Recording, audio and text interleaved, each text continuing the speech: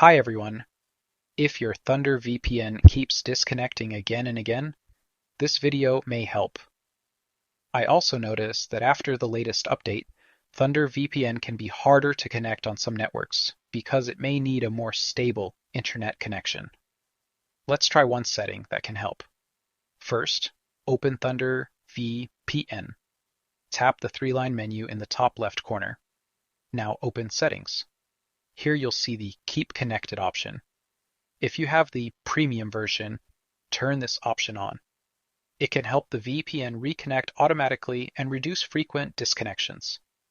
If you're using the free version, this option may not be available, so keeping a stable Wi-Fi or mobile data connection is also important.